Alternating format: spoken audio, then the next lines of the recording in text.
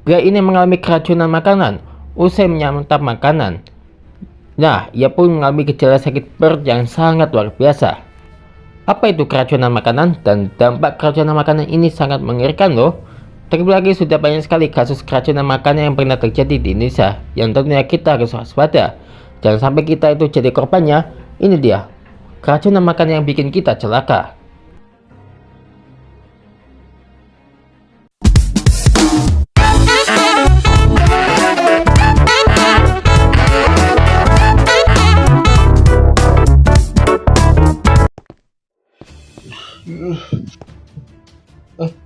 Kenapa kamu? Ini aku habis keracunan makanan. Keracunan makanan? Iya. Sakit sekali perutku. Kok bagaimana bisa keracunan sih? Saya itu habis makan di sebuah restoran. Ya, tapi asalkan bukan saya kan? Bukan. Tapi restoran sebelah sana. Di apa yang kamu sakit? Bagaimana? Bagian perut saya. Perut? Ya. Saya mencret beberapa kali, Pak. Iya. Oh, saya lapor ke rumah sakit ya. Iya. Tapi terlebih dulu panggil Sauki. Ya, Sauki di rumah kayaknya ya. Ya, saya panggilkan dulu ya, Sauki ya. Ya.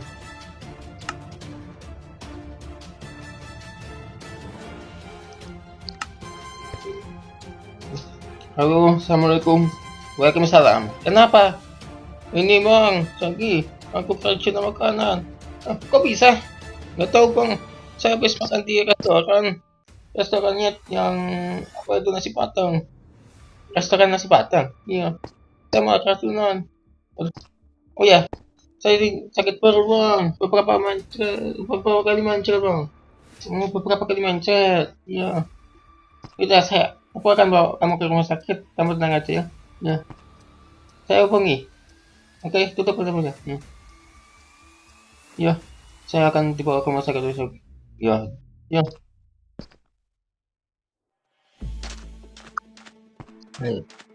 Gimana Pak Polisi? Ya, kami melakukan penyelidikan terkait seorang pria yang keracunan makanan. Tapi sebenarnya sih udah 3 kasus loh di sini. 3 kasus, iya. Dalam sehari bang. Jadi seorang pria itu keracunan makanan ini ya. Iya. Sakit perutnya bang. Tapi saya itu nggak bisa asal tuduh pak. Tapi tetap bisa lapor. Dikhawatirkan beneran itu. Ya. Kami akan ambil sampelnya. Siapa tahu kalau itu beneran ada racunnya. Tapi kita melakukan penyelidikan ya oke? Ya. Ya. Makasih ya. Iya. Ya nanti kalau pelakunya ya mengaku kalau tidak pakai racun ya mungkin ya pengalaman aja yang tidak benar. Begitu ya. Iya. Jadi ya nggak bisa asal tuduh gitu ya. Betul tuh. Udah hati-hati. Kami akan melakukan penyelidikan ya.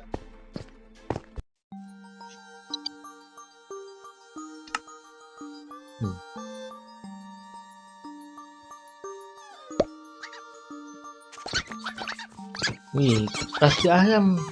Cepat.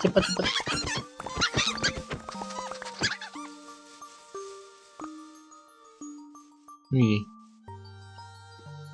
Mudah-mudahan nggak keracunan seperti orang itu. Jangan duduk kayak kucing. Ya kan ada yang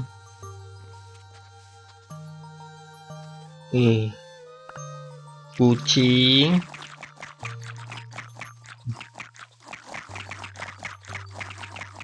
So ini aman-aman. Ya, keracunan dong. Kalau aku, waduh, bakteri nih. Tuh kan, kelaparan nih. Jangan-jangan ini diduduki baby zombie pula. Dan guys, apakah kalian tidak tahu soal keracunan makanan? Sudah banyak loh kasus keracunan makanan yang pernah terjadi di Indonesia.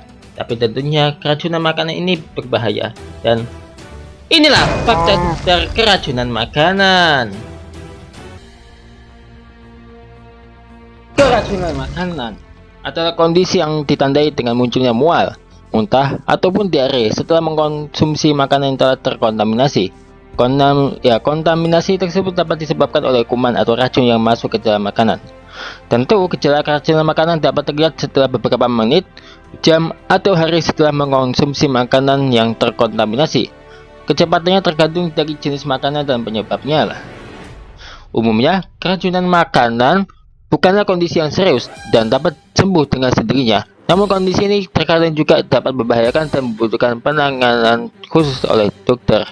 Tentu, dengan inilah fakta seputar keracunan makanan yang kerap memakan korban. Ini nih penyebab dan gejala keracunan makanan. Keracunan makanan terjadi akibat konsumsi telur atau seafood mentah atau makanan yang terkontaminasi kuman seperti bakteri Salmonella. Kontaminasi bisa terjadi saat proses awal produksi, misalnya saat penanaman atau pengiriman, atau saat sedang diproses untuk dikonsumsi. Keracunan makanan juga bisa terjadi akibat mengonsumsi buah dan sayuran yang kotor atau tidak dicuci dengan baik, atau tanaman beracun. Pengolahan makanan beku yang tidak benar, misalnya sembarangan mencairkan daging sapi atau ayam, juga bisa menyebabkan keracunan makanan. Gejala yang muncul akibat keracunan makanan bervariasi loh, tergantung pada zat yang mengontaminasi makanan yang dikonsumsi. Gejala yang sering muncul diantara lain diare, mual, muntah, perut kencang atau kram perut, sakit perut melilit, dan sakit kepala. Waduh, bahaya juga ya. Ngerti? Perlu diingat nih, biar tidak terjadinya keracunan makanan, yang pertama selalu cek tanggal kedaluarsa setiap makanan kemasan yang hendak dibeli. Jangan sampai luput dari perhatian loh. Yang kedua adalah cuci bahan makanan segar seperti sayur dan buah sebelum diolah. Tujuannya tidak lain untuk menghilangkan debu dan kuman yang menempel. Yang ketiga, namun jangan cuci bahan makanan hewani ya. Hal ini berisiko meningkatkan penyebaran kuman ke area di sekitarnya. Yang keempat, pisahkan bahan makanan hewani dan nabati saat berbelanja dan saat disimpan di kulkas. Hal ini bertujuan untuk mencegah kontaminasi silang. Nah, yang kelima adalah perhatikan suhu penyimpanan. Hindari zona bahaya yang pada rentang suhu 5 hingga 60 derajat Celcius, sebab berisiko memicu perkembangan bakteri. Yang keenam, jika hendak mengolah makanan hewani beku, pindahkan bahan makanan ke kulkas bagian bawah setidaknya sehari sebelum diolah. Yang ketujuh, hindari mencairkan makanan hewani beku di suhu ruangan karena dapat memicu perkembangan bakteri pada makanan. Saat diolah, pastikan makanan hewani seperti ayam dan daging sapi benar-benar matang secara merata. Lalu jangan gunakan alat yang sama untuk mengolah semua bahan makanan. Misalnya, bedakan talenan untuk sayur dan daging.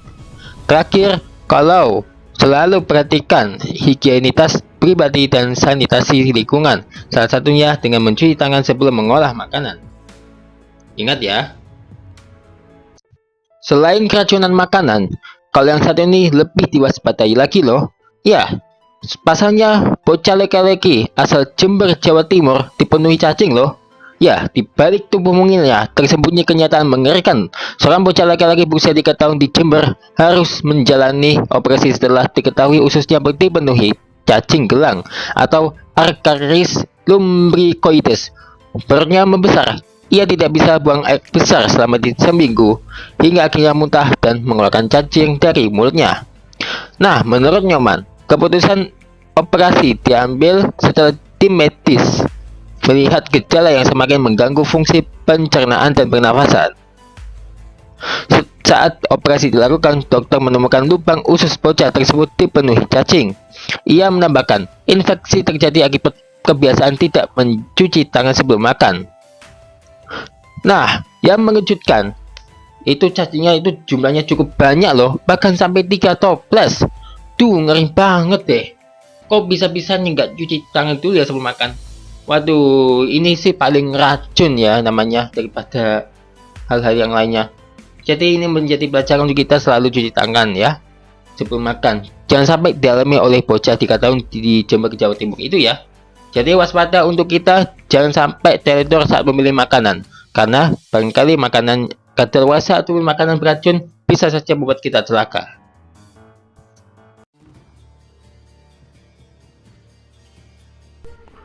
Inilah deretan kasus keracunan di Indonesia.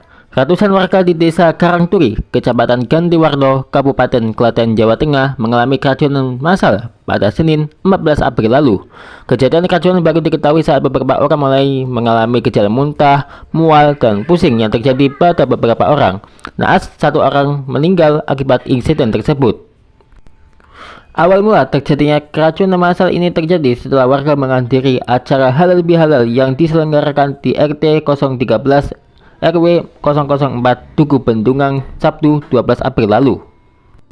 Sementara itu, di Sukoharjo, Jawa Tengah, puluhan siswa SDN Tugu 03 Sukoharjo mengalami mual dan pusing setelah mengonsumsi menu MBG. Diduga, puluhan siswa ini keracunan makanan bergizi di Sukoharjo. Apakah karena kesalahan teknis?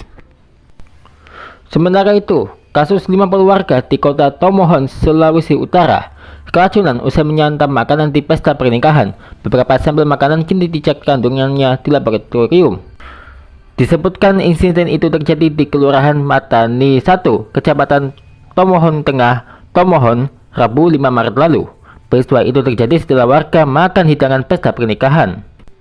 Selalu waspada itu menjadi kunci ya, karena sudah banyak sekali kasus keracunan makanan yang sampai merenggut nyawa. Jangan sampai deh kita menjadi korban selanjutnya ya.